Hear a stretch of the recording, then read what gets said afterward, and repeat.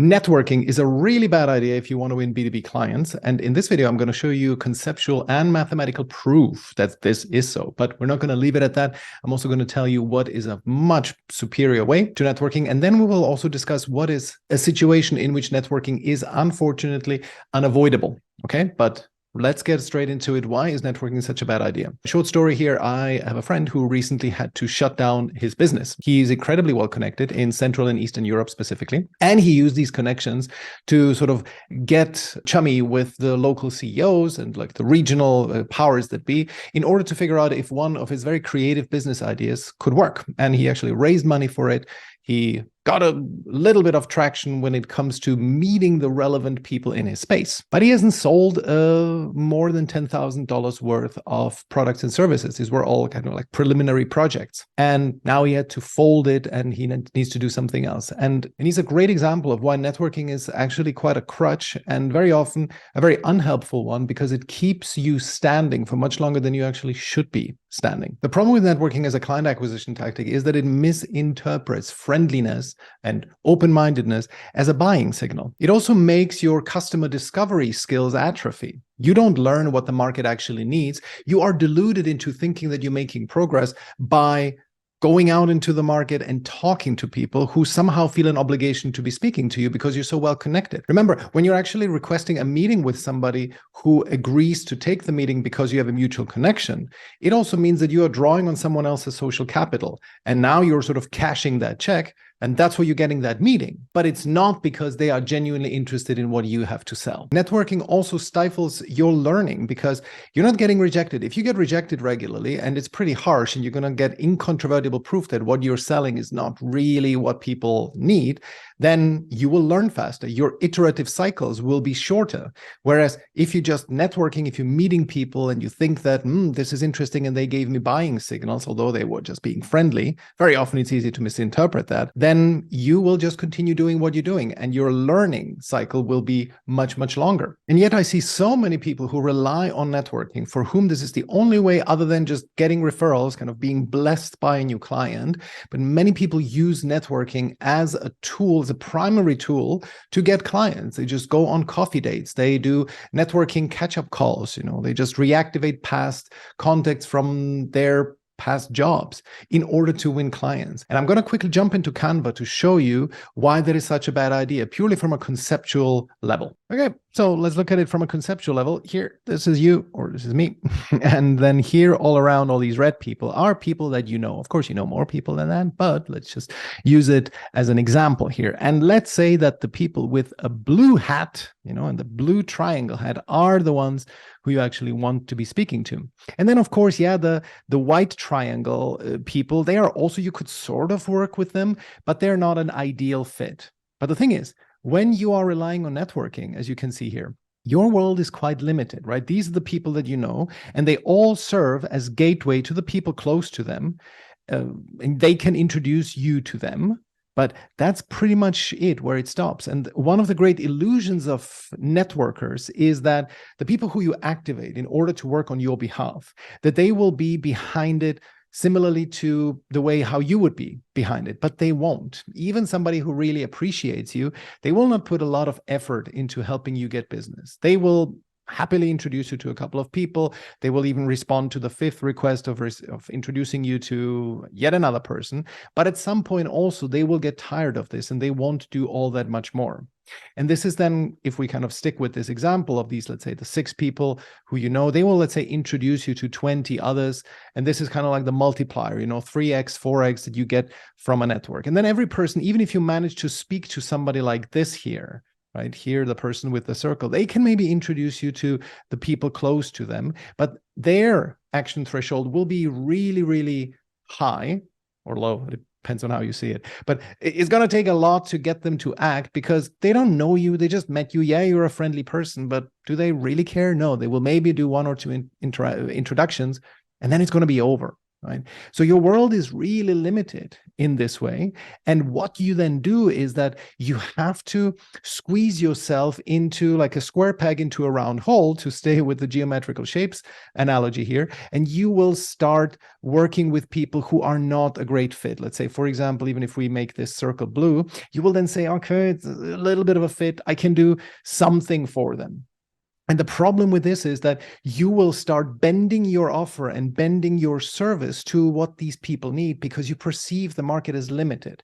Networking truly limits your outlook on what is possible with your business. You will end up serving the triangle people who are not a good fit, and you will service the circle people because you have exhausted all of the blue triangle people, and two of the blue triangle people who would be a good fit, they didn't like you personally, or they have another provider who they already work with, right? And so it's just really, really limiting.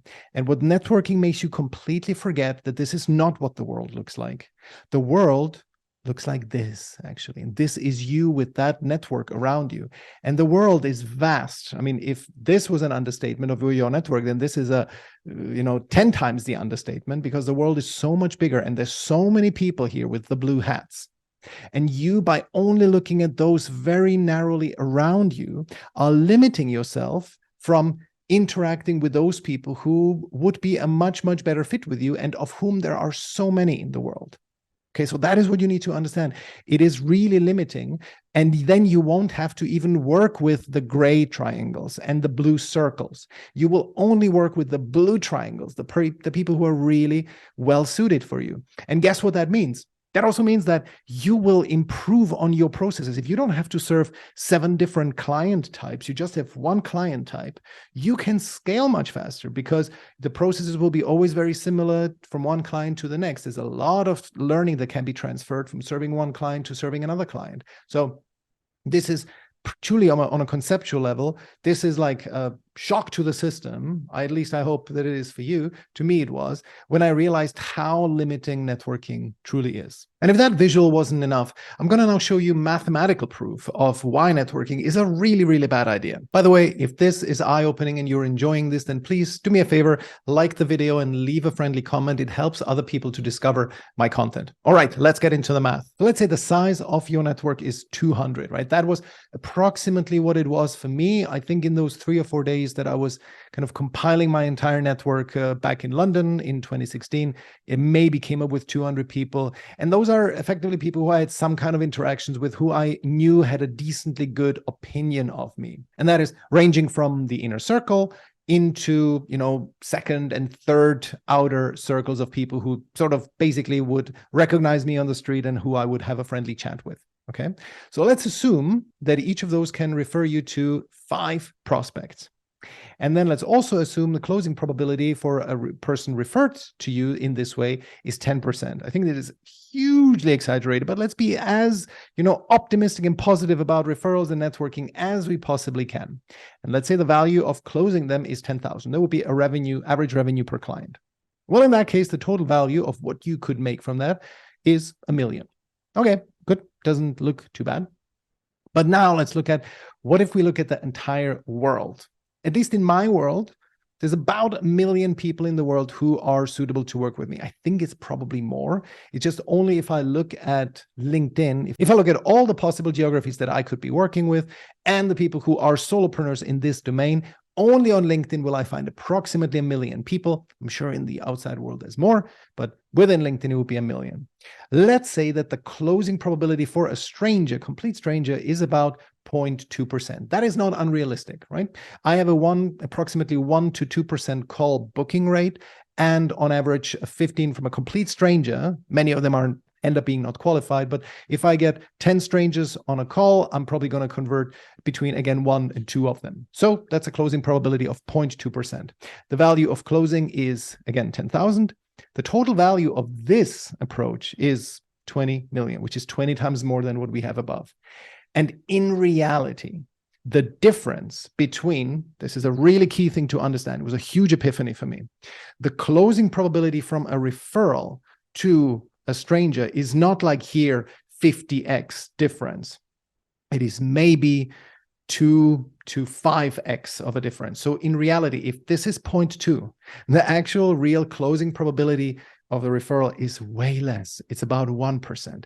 And then you can truly see the difference. This is the value of this versus the 20 million. And this comes actually quite close to what I made, is much closer, mostly because I did not get 5 referrals from every person in the network. I got way less. And that's why I ended up with some 30,000 total value of what I was able to charge. Also, the value of closing, to be fair, was considerably lower. So if I truly put in my numbers at the time, it was maybe, let's say, 3,000. And that comes pretty close. I did definitely not get 5 referrals each. I maybe got 1 if I just average it out. And then maybe the closing probability was a little bit higher. Like, the numbers are approximately there in ballpark. It's hard to quantify that now, but this is approximately what you get. This is what I got. And my friend who had to close his company down, this is also what he got. And this is the grand illusion of the network. You believe that your network is your net worth. It is truly not. This is your net worth. This is what will make that huge, huge difference. And then you might say, well, but I cannot target 1 million people. I cannot approach 1 million people in the world. Not yet, right? Once you have understood what an offer is that resonates with your target market, then you can start scaling. Then you can hire virtual assistants who do cold emailing for you. And then actually much more scalable is that you run ads. You run ads to a webinar page, to a social proof laden landing page, and then there's absolutely no limit. Then you can go even beyond LinkedIn. So that could be the total prospects in the world could be 5 million. And this is then what makes the huge difference. So it is client acquisition skills that determine your net worth rather than your network. Okay, now that I totally convinced you that networking is not the way, what should you be doing? What is the right way for you? Because I could totally imagine that you feel a little bit hung out to dry, right? Like, this is what you know. This is how you got jobs in the past. This is how you got your first few clients, right? What else is there? What could you be doing other than networking? Before I get into it, let me give you a little bit of consolation, because I can tell you that looking back at my business that is now making about 400,000, close to 500,000 revenue a year. When I started out in 2016, I thought I knew a little bit about client acquisition because I was working in a B2B sales role in the past. But of course, when you're striking out on your own, it's a totally different story. And so looking back, I actually tallied up my revenue in the first, let's say, 2 years. And I looked at which of those clients came in as a direct consequence of my network back then. And there are 2 buckets that I can classify that in. One bucket is a very close friend of mine who actually at the time gave me a gig. He gave me, effectively, I was a freelancer for his business. And I believe in total, I made some $50,000 with him over the course of 1 to 2 years. And then I had this group of true network-based referrals. And guess how much money that was? When I tallied it up, it was not more than $30,000. Which is a huge surprise to me, because I thought, man, my network is my net worth. This is what is going to carry me for a really long time. And it wasn't worth all that much. So now if you were thinking, oh my God, so if not the network, then what? I can assure you that you will get clients as long as you have a good offer and you're putting in the effort to actually approach people and you put out good content regularly. You will get clients. You will meet a lot of great people. So many people who over the course of the last 6.5 years that I've been running my business became really good and trusted clients, people who referred me multiple times, who gave me testimonials. Those were all people that I didn't even know, with a few rare exceptions. Very few people did I know when I was starting out in 2016. So let's now talk, how can you actually approach strangers if networking is not the right way? What can you do to get strangers on a call? The answer is that you need to find out a unique pain and offer combination for what you want to be selling. Simply tally up the 2 or 3 greatest pains that your target clients are experiencing and systematically use that as an interest-grabbing hook of a direct message on LinkedIn, wherever your clients are, or as a cold email that you will be sending them. Ask them, very simple, do you have this pain?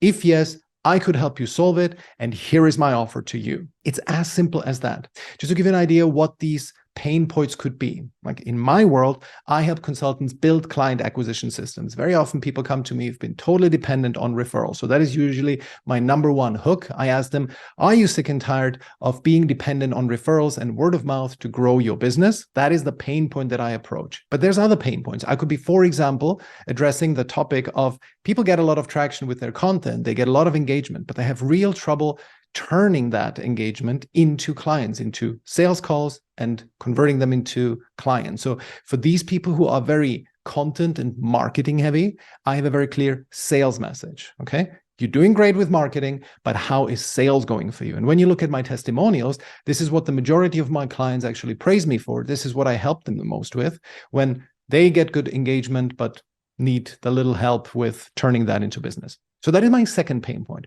Another pain point that I've helped several people already with is that they are burned out by the done-for-you grind. They do a lot of sort of agency-style work, consulting-style work, where they have to do a lot for every individual client. And I help them turn that into an expertise that they can then monetize as a course and group coaching program, anything that is much more scalable. We help done-for-you agencies and consultants turn their expertise into a high-ticket coaching program if you want. And so those are 3 pain points that I address. So what I will do is I will take pain point 1 and combine it with an offer and say, listen, do you have this pain that you depend on referrals? If yes, I can help.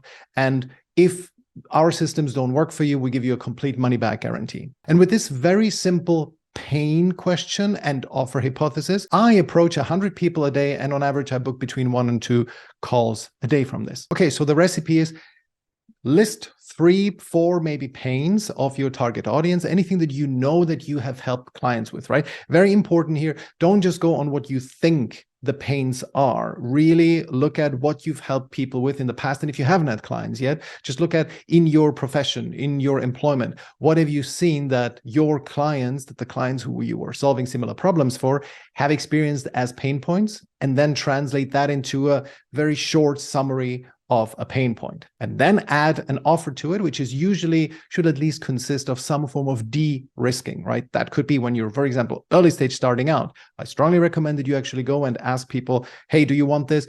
I can do it for free for you if you give me then a video testimonials and 3 referrals, maybe. People are happy to do that. If you're a beginner, it's a very good way to get some initial traction. Of course, you're not going to get paid for it, but so you need a little bit of capital to start that. But it's a very good way to get a little bit of proof of concept and learn on somebody else's time. Really useful. So that is one way of de-risking it. A money back guarantee is another way of de-risking it. Saying, hey, we're going to help you get your first initial result. That could be your first initial client or some amount of money saved, whatever it is that you do as your consulting business, and say the first element of this will be free.